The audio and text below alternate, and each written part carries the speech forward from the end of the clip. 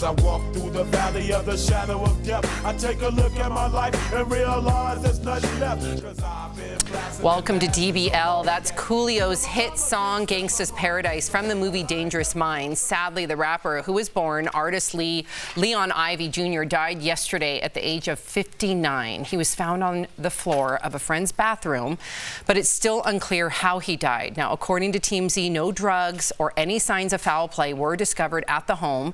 The song Gangsta's Paradise won a Grammy back in 1996. Over the summer, it reached 1 billion views on YouTube and has been streamed 1 billion times on Spotify. And Dangerous Minds star Michelle Pfeiffer credits Coolio's song for the movie's success, writing, "I remember him being nothing but gracious. 30 years later, I still get chills when I hear the song." And fellow rapper Snoop Dogg shared a pic of the two, writing, "Rest in peace, Coolio." There's also a video that's circulating that was posted by Vanilla Ice, because they have their I Love the 90s tour that they've been doing together for the past 6 years.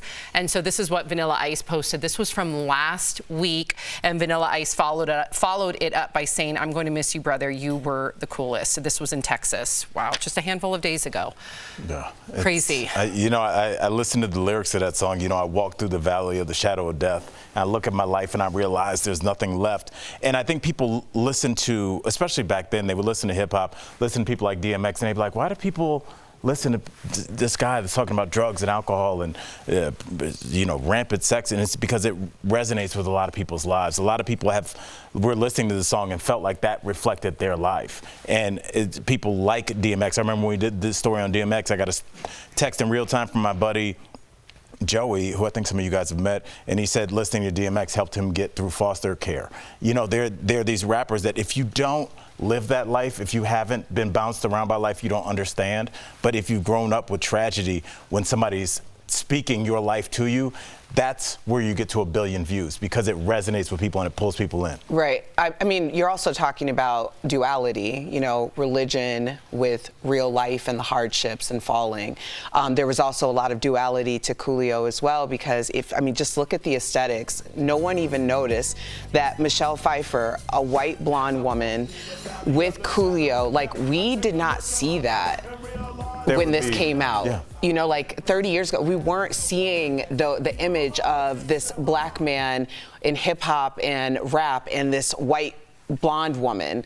That was the reason why, and I agree with you, Al, the reason why that was such a part of pop culture, it was because it was a blockbuster. It hit every quadrant of our America. So I think Coolio, and Michelle Pfeiffer's right, we wouldn't be talking about Dangerous Minds if it wasn't for this song. So, it's a tragedy, and the fact that he was only 59. So young, and on tour just a handful of days ago. So sad. Our thoughts and prayers are with his family. What a loss. Okay, so it's barely been 4 months since the end of the Johnny Depp Amber Heard defamation trial. And as Jeff always points out, now there's a TV movie based on the trial coming out tomorrow on Tubi. Take a look. No one should have to go through this. I'm so tired of this. I can't keep doing it. This trial, it's about the truth. I did tell the truth. I have the right to say what happened to me. You listen to her lies, her allegations. Your Honor, may we introduce the next tape? The movie did its best to recreate actual scenes from the trial, like this shot of Johnny leaving court. Here's the actress playing Amber and the real-life Amber on the stand.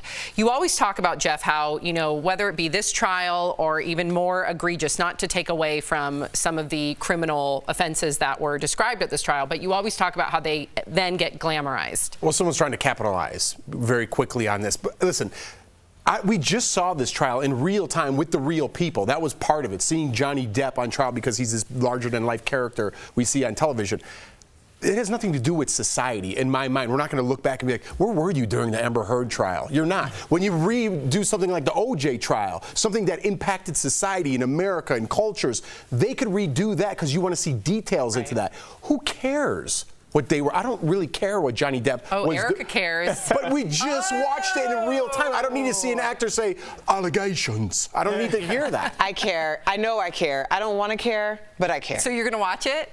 I likely will. And the reason why I know that I'm the target audience is because I watch reality TV, and then the next day I have this podcast, shout out to Watch What Crappens, they literally reenact what I watched like 10 hours before, and I will listen religiously every day because I want to see their interpretation and hear if their interpretation was my interpretation. I don't know why I'm like that. Jeff does.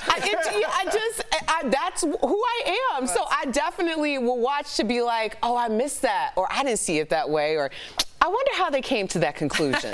Like, that's how my mind works. I think you're alone. I think she's alone in this. I'm never alone, Sam. Shout out to Watch What Where are my people? All right. George and Amal Clooney may have the perfect marriage. During a chat with Gayle King on their 8th wedding anniversary, George said life with Amal was, quote, easy, but Gayle wasn't buying it. Watch.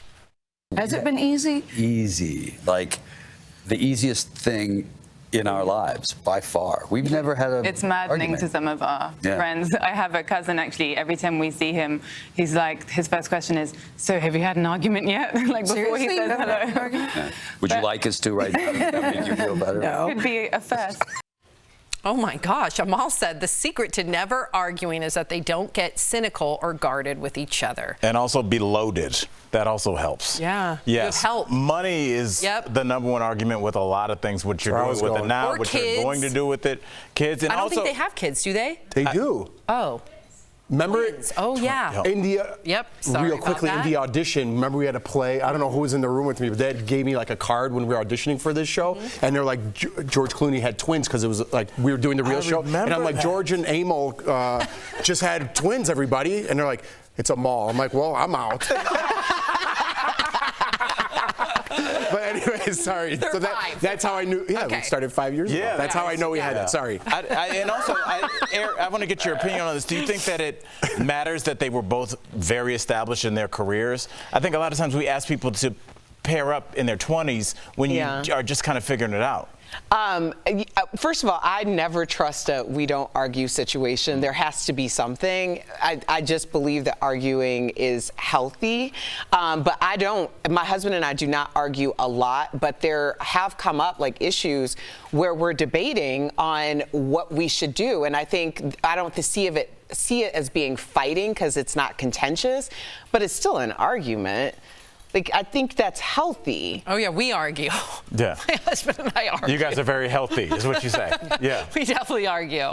But, we're trying to be better at that because I think for Mark and I, you bring up when you and Jordan went to marriage boot camp, right? Like, we just want to always pull out those tools while we're arguing. I don't know why I'm laughing. That's the plan, though. It's like just to be better. Like, how do we each individually get better so we can not make those arguments so contentious? How much of it stems from money, though?